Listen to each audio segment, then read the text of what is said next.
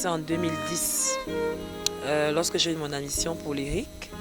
Voilà, je suis arrivée, Master 1 en Banque Monnaie Finance Internationale. Bon, comme tout semestre, il était question d'avoir un délégué de classe. J'étais avec ma camarade et sœur, tu es Mélissa. Voilà.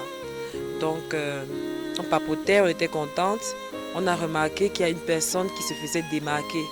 Bon, se fait démarquer comment? Parce qu'il marchait beaucoup. Il prenait les cahiers en classe, il prenait les blocs-notes, c'est lui qui suivait les professeurs. En gros, la première idée qu'on a eue de lui, on se disait, mais pourquoi il se fait pouvoir comme ça? Honnêtement, la première appréhension que j'ai eue en le voyant, c'était quelqu'un, en gros, il m'énervait. Il m'énervait tellement. Mathieu et moi, on s'est rencontrés à l'IRIC, ici même. Ça, c'était en 2010. 2010, on était de la promotion que BM fait de l'IRIC 2010. Et c'était en tout début d'année. Alors, j'étais pas encore son délégué, parce que j'étais délégué de cette filière. Et on s'est rencontrés, j'étais pas encore délégué. C'était la période de campagne. Et il fallait un délégué. Et j'ai battu ma petite campagne comme je pouvais. Et j'ai remporté, j'étais délégué. Elle, ça ne lui a pas plu parce qu'elle était avec sa cousine, Mélissa. Tous les deux étaient ensemble, ils marchaient toujours ensemble. Alors, elle disait que j'ai truqué les élections. Elle disait que j'avais truqué les élections et que j'avais eu le soutien des aînés de la salle. Et voilà, ça, donc il y avait cette tension-là entre nous. Elles avaient mon macabo. Après, il a réussi à se faire nommer en tant que délégué. On a voté. Bon, ma cousine et moi, on n'a pas voté pour lui, parce qu'il nous énervait encore. Donc c'est avec le temps qu'on a appris, ça a commencé à se côtoyer. On allait au restaurant, on parlait, on riait, il y avait des sorties, des cours d'études. Et voilà, avec le temps, j'ai appris à connaître la personne qu'il est. Voilà. Elle s'est rendue compte que j'étais non seulement un bon délégué, mais aussi quelqu'un de bien. Elle m'appréciait bien et puis c'est comme ça, on s'est rapprochés, on était vraiment de très bons amis. Je me suis rendu compte que c'est une belle personne. Au fond, c'est une belle personne. Pourquoi? Parce que c'est un travailleur, il est ambitieux, il sait faire la part des choses. Et c'est des caractéristiques que j'apprécie chez un être humain. Je dirais l'un des meilleurs amis, très proches. On étudiait ensemble, surtout pour l'examen. Quand on avait l'examen, on bûchait vraiment, on travaillait ensemble. On passait souvent des nuits blanches à travailler ensemble. C'était même avant qu'on ne se mette ensemble. Et pendant les compos, on s'asseyait toujours ensemble. Pendant toutes les compos à l'IRIC, on s'est toujours assis ensemble, elle et moi. C'est quelque chose que j'ai apprécié et avec le temps, on a commencé à sortir ensemble, se balader en groupe, séparément. C'est comme ça que notre histoire a commencé. On s'est retrouvés ensemble du jour au lendemain. Ah oui, ce fut une belle histoire. Et quand on me voyait dans le campus, elle était derrière moi, c'est qu'elle est derrière moi. C'est comme ça, c'est ce que tout le monde disait. Si on me voit, on ne la voit pas, on va se poser une question, mais elle est où? Elle est où? Et on l'appelait la déléguée. On l'appelait la déléguée. Alors, c'est comme ça, on était toujours ensemble, toujours ensemble. On se voyait. Et puis on avait notre petit groupe d'études, on travaillait ensemble. Fait que quand on arrivait au campus comme ça, il y avait des fleurs un peu partout. J'ai cueilli des fleurs, je la flattais un peu avec des petites fleurs. Je me souviens une fois, un soir, j'étais à Douala pour les congés de Pâques ou Noël, je ne sais plus, mais c'était les congés. Je suis rentrée à Douala. Il a appelé à travers mon téléphone. Ça, c'est à l'époque, il y avait les Yellow Night. J'étais à la maison avec maman. Il a demandé à parler à maman. Et il dit à maman, je vais épouser ta fille. On a ri ce jour. Je me suis dit, regarde-moi celui-là. On a tellement ri. Jusqu'aujourd'hui, maman en parle encore. Que tu te souviens, il avait dit qu'il va t'épouser.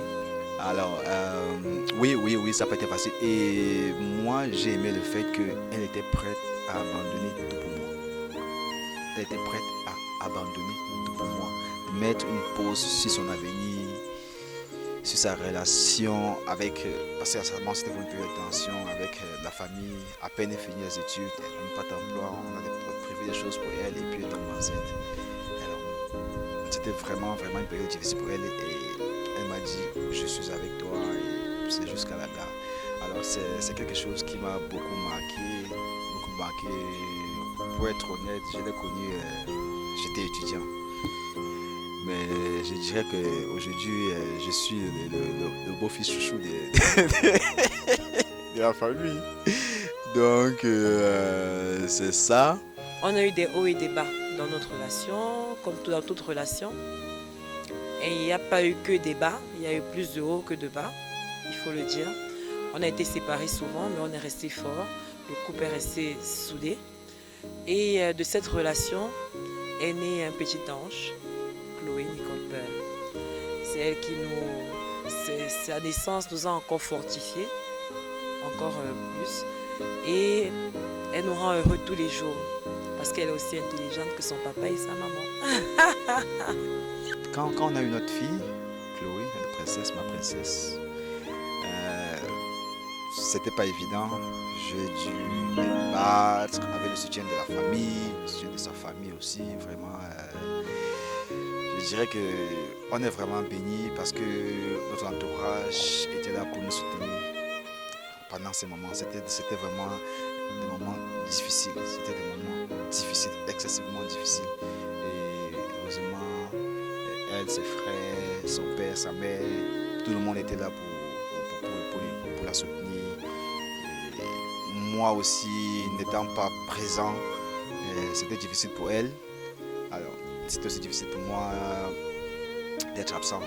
Il est un père poule, parce que parfois, quand elle fait des bêtises, il n'est pas là, il faut la taper, il faut la remettre dans le droit chemin, il ne faut pas laisser faire.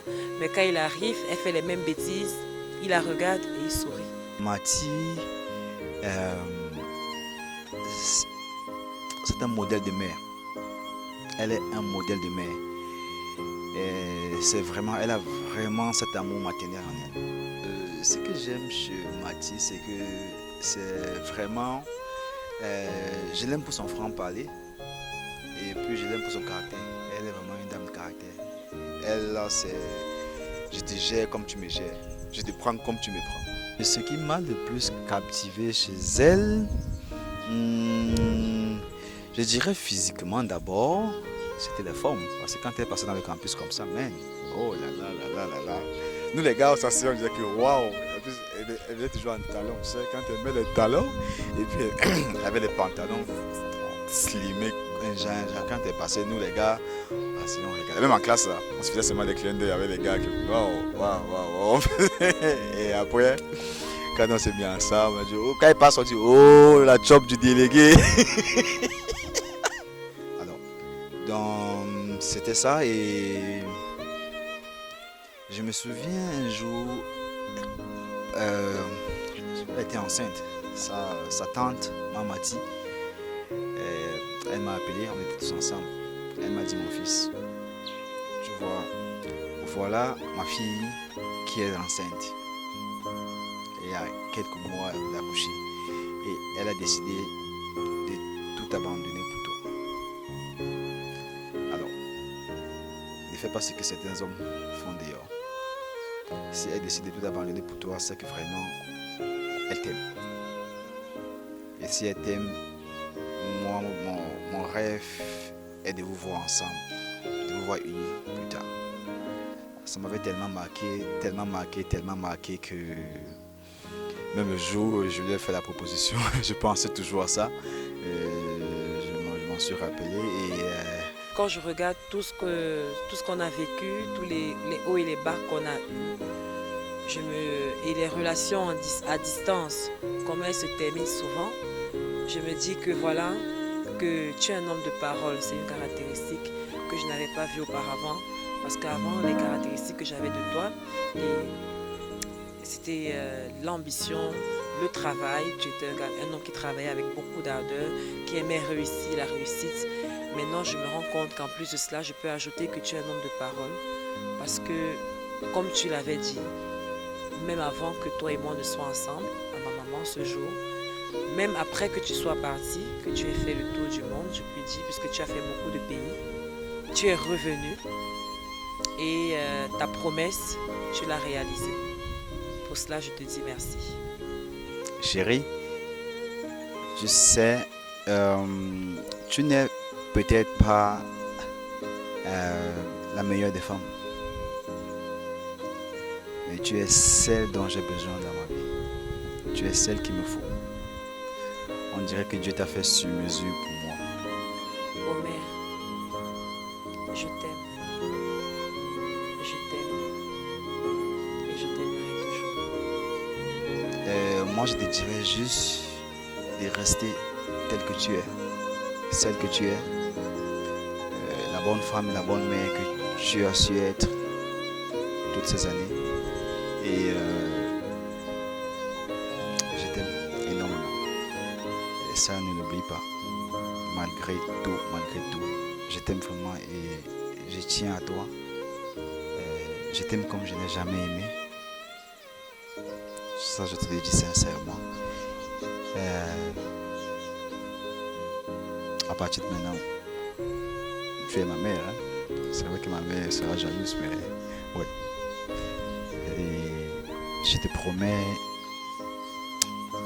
de t'aimer, d'être là pour toi, d'être un bon mari, d'être un bon père pour tes enfants et de construire un très bon avenir avec toi, fonder une très bonne famille et qu'ensemble on puisse cheminer vers le bonheur.